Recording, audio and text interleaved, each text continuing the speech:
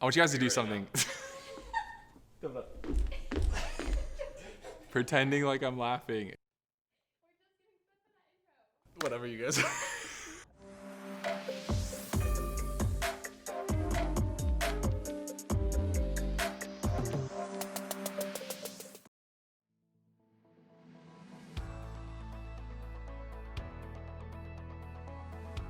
I want you guys to do something for me right now. I want you guys to take out a piece of paper, maybe open up the note app on your phone.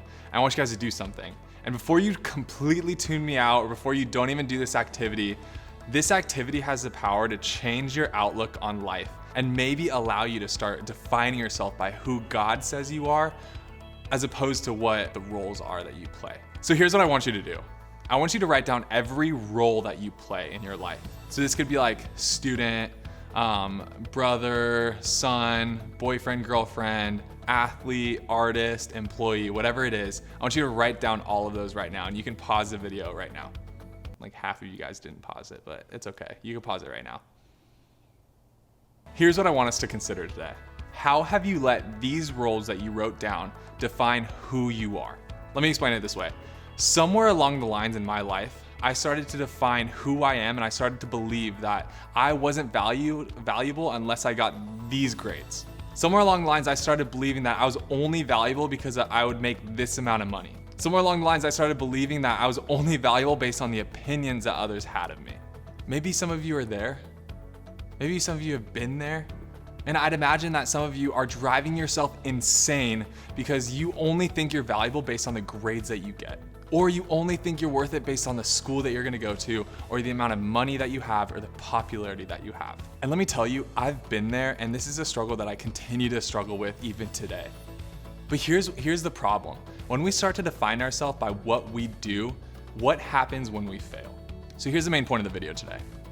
What you do does not define who you are. What would it look like if we started basing our identity on who God says we are?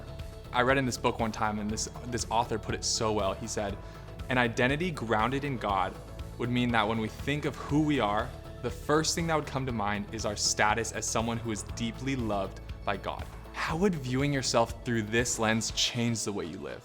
Like what would our lives look like if we started believing that our identity came from who God says we are and not what we do? One of my favorite passages that talks about our identity comes out of Ephesians 1. Now, I won't read the whole thing, but I really encourage you guys sometime throughout this week to read this passage from Ephesians 1. But there's so many adjectives of who God says we are, and I just want to read off a few of them right now. From this passage, God says that you are chosen, you are blessed, you are holy, blameless, loved, redeemed, forgiven, and so many others. These are the unshakable truths of who God says you are. And the incredible thing about this, you don't have to earn any of that.